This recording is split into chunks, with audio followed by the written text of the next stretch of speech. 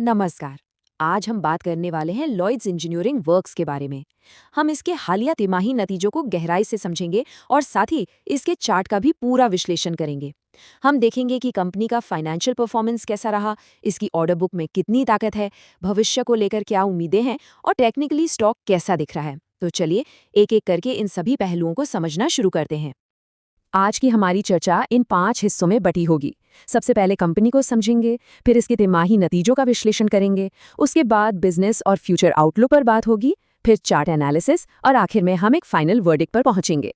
तो चलिए सबसे पहले ये समझते हैं कि लॉयड्स इंजीनियरिंग वर्क्स असल में करती क्या है, इसका बिजनेस क्या है। तो लॉयड्स इंजीनियरिंग वर्क्स जो है वो हैवी इंजीनियरिंग के बिजनेस में है। अब आप सोचेंगे ये क्या होता है, तो इसको आसान भाषा में समझते हैं। जब भी कोई बहुत बड़ा स्टील प्लांट बनता है या कोई पावर प्लांट या कोई बड़ा पुल, तो उसके लिए जो एकदम भारी भरकम स्पेशल मशीनें लगती है ना, वो ये कंपनी डिजाइन और फैब्रिकेट करती है। मतलब इनका काम कोर सेक्टर्स जैसे इंफ्रास्ट्रक्चर, एनर्जी और स्टील के लिए है। इनका बिजनेस मॉडल भी प्रोजेक्ट बेस्ड है, मतलब जैसा क्लाइंट, जैसी उसकी जरूरत, वैसा काम। और इसीलिए ये सीधे सीधे इंडिया के इंडस्ट्रियल कैपेक्स साइकिल से जुड़े हुए हैं। चलिए अब आते हैं सबसे जरूरी हिस्से पर, कंपनी के लेटेस्ट क्वार्टरली रिजल्ट्स। देखते हैं कि नंबर्स हमें क्या कहानी बता रहे हैं। अब सबसे पहले नजर डालते हैं रेवेन्यू पर। तो देखिए, अगर सिर्फ इस क्वार्टर को देखें तो हो सकता है आंकड़े थोड़े फीके लगे। पिछले साल इसी क्वार्टर में रेवेन्यू था करीब 230 करोड़ और इस बार ये घटकर 222 करोड़ रह गया है। लेकिन रुकिए, यहाँ एक ट्विस्ट है। अगर हम पूरे 9 महीने का डेटा देखें तो कहानी बिल्कुल अलग है। वहां पर रेवेन्यू में करीब 11% की ग्रोथ है। तो इससे क्या समझ आता है? इससे ये साफ होता है कि क्योंकि इनका बिजनेस प्रोजेक्ट बेस्ड है, इसलिए रेवेन्यू में थोड़ी ऊंच नीच मतलब लंपीनेस आ सकती है। एक क्वार्टर से पूरी पिक्चर जज करना सही नहीं होगा। इस टेबल में भी वही कहानी दिख रही है।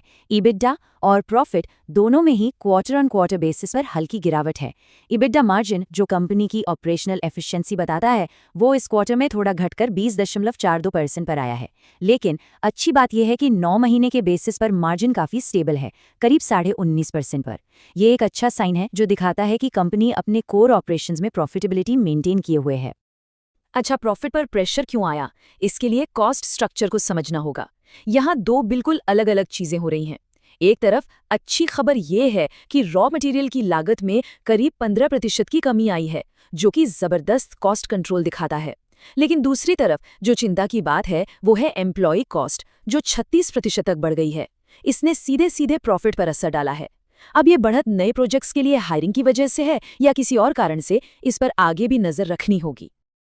तो कुल मिलाकर इस क्वार्टर को हम कैसे देखें? इसे हम एक मिक्स्ड क्वार्टर कह सकते हैं। साल दर साल के हिसाब से रेवेन्यू और प्रॉफिट पर दबाव तो है, लेकिन 9 महीने का परफॉर्मेंस और मार्जिन्स अभी भी ठीक ठाक हैं। असली कहानी मेरे हिसाब से इन नंबर्स से ज्यादा कंपनी के बिजनेस आउटलुक में छिपी है। तो चलिए अब अतीत से निकलकर भविष्य की तरफ देखते हैं। कंपनी की ऑर्डर बुक और इसके फ्यूचर प्लान्स पर फोकस करते हैं। ये नंबर शायद इस पूरे एनालिसिस का सबसे बड़ा हाईलाइट है। 31 दिसंबर 2025 तक कंपनी की stand alone order book 1665 crore रुपए की है। इसका सीधा मतलब यह है कि कंपनी के पास आगे काम करने के लिए बहुत बड़ा ऑर्डर पहले से ही मौजूद है। सिर्फ 9 महीनों में करीब 1000 करोड़ के नए ऑर्डर मिलना दिखाता है कि मार्केट में डिमांड मजबूत है और आने वाले समय में रेवेन्यू विजिबिलिटी काफी अच्छी है। करीब करीब 6645 करोड़ रुपए, ये कंपनी की टोटल ग्रुप ऑर्डर बुक है। ये एक बहुत बहुत बड़ा नंबर है। आप सोचिए, ये कंपनी के सालाना रेवेन्यू से भी कई गुना ज्यादा है। इसका सीधा सीधा मतलब ये है कि आने वाले कई सालों तक कंपनी के पास काम की कोई कमी नहीं होने वाली। इसी को हम कहते हैं स्ट्रॉन्ग रेवेन्यू विजिबिलिटी, मतलब भविष्य की कमाई का रास्ता काफी हद तक साफ है।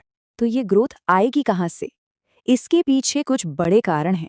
पहला, सेल आईएस को स्टील प्लांट से मिला एक बड़ा प्रोजेक्ट। दूसरा, इनकी जो सब्सिडियरी है LICL, उसके पास भी 4600 करोड़ की एक बहुत बड़ी ऑर्डर बुक है। तीसरा, कंपनी अब डिफेंस के लिए ड्रोन टेक्नोलॉजी में भी उतर रही है, जिसके लिए एक पोलिश फर्म के साथ MOU साइन किया है। और इन सब के ऊपर इंडिया में जो इंफ्रास्ट्रक्चर पर जबरदस्त खर्च हो रहा है, वो तो कंपनी के लिए एक बहुत बड़ा प्लस पॉइंट है ही। तो एक बैलेंस्ड व्यू रखना बहुत जरूरी है।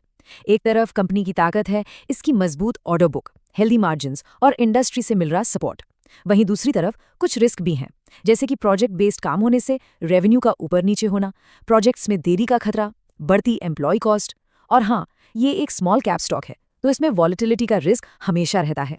चलिए, अब फंडामेंटल से हटकर टेक्निकल साइड पर आते हैं और स्टॉक के प्राइस चार्ट को समझने की कोशिश करते हैं। ये है लॉयड्स इंजीनियरिंग का वीकली चार्ट। अब देखिए, लॉन्ग टर्म ट्रेंड तो साफ साफ अप ट्रेंड है, इसमें कोई शक नहीं। लेकिन पिछले करीब 1 साल से स्टॉक एक चौड़ी रेंज में फंसा हुआ है। इस फेज को हम कंसोलिडेशन कहते हैं, जहां स्टॉक अपनी अगली बड़ी मूव के लिए एनर्जी इकट्ठा करता है। तो इस रेंज के 2 बहुत ही जरूरी लेवल हैं जिन्हें हमें समझना होगा। नीचे की तरफ है लगभग 40 रुपए का लेवल। ये एक तरह से लक्ष्मण रेखा है, एक बहुत मजबूत सपोर्ट जोन। आप देख सकते हैं कि स्टॉक जब भी इसके पास आता है तो यहाँ से बार बार बाउंस कर जाता है। और ऊपर की तरफ जो दीवार है वो है 80 रुपए का जोन। ये एक बड़ा रेजिस्टेंस है, एक सप्लाई एरिया। चार्ट पर देखें तो एक डबल टॉप जैसा स्ट्रक्चर भी दिख रहा है। मतलब स्टॉक ने 2 बार इसे तोड़ने की कोशिश की लेकिन कामयाब नहीं हो पाया। तो अगर हम टेक्निकल पिक्चर को समेटें तो स्टॉक फिलहाल 40 और 80 रुपए की एक बड़ी रेंज में ट्रेड कर रहा है। 80 रुपए एक मजबूत रुकावट है और 40 रुपए एक बहुत ही जरूरी सपोर्ट। तो आगे क्या हो सकता है? देखिए, ये सिर्फ एजुकेशनल पर्पस के लिए है। 2 संभावनाएं बनती हैं। पहला, बुलिश सिनारियो। अगर स्टॉक 80 रुपए के लेवल को अच्छे वॉल्यूम के साथ पार करके ऊपर टिक जाता है तो पुराना अपट्रेंड फिर से शुरू हो सकता है। दूसरा, बेयरिश सिनारियो। अगर स्टॉक 40 रुपए के सपोर्ट को तोड़कर नीचे चला जाता है तो ये एक स्ट्रक्चरल वीकनेस का सिग्नल होगा और हमें एक करेक्शन देखने को मिल सकता है। चलिए, अब इस पूरी बातचीत को समेटते हैं और फंडामेंटल और टेक्निकल एनालिसिस को मिलाकर एक फाइनल वर्डिक्ट पर पहुंचते हैं। तो सार ये है कि कंपनी की फंडामेंटल ताकत, जो इसकी मजबूत ऑर्डर बुक से आ रही है, और स्टॉक का टेक्निकल स्ट्रक्चर, जो कि 40 से 80 की रेंज में कंसोलिडेट हो रहा है, दोनों एक दूसरे से मिल रहे हैं। यहाँ एक बात याद रखने वाली है, शॉर्ट टर्म में स्टॉक पर तिमाही नतीजों का असर दिख सकता है, लेकिन जो लॉन्ग टर्म कहानी बनेगी वो पूरी तरह से इस बात पर निर्भर करेगी कि कंपनी अपनी इतनी बड़ी ऑर्डर बुक को कितनी अच्छी तरह से एग्जीक्यूट करती है। तो आगे हमें किन चीज़ों पर नजर रखनी चाहिए? पहला, ऑर्डर बुक से रेवेन्यू बनने की स्पीड कैसी है? दूसरा, क्या कंपनी 19-20% का एबिटा मार्जिन बनाए रख पाती है? तीसरा, नए ऑर्डर किस रफ्तार से आ रहे हैं? चौथा, इसकी सब्सिडियरीज कैसा परफॉर्म कर रही हैं? और आखिर में टेक्निकली 40 रुपए का सपोर्ट और 80 रुपए का रेजिस्टेंस, इन लेवल्स पर स्टॉक का बर्ताव कैसा रहता है? आखिर में एक जरूरी बात, ये पूरी बातचीत सिर्फ एजुकेशनल पर्पस के लिए है। ये किसी भी तरह की खरीदने या बेचने की सलाह नहीं है। कोई भी निवेश का फैसला लेने से पहले अपनी रिसर्च जरूर करें या किसी सेबी रजिस्टर्ड फाइनेंशियल एडवाइजर से सलाह लें।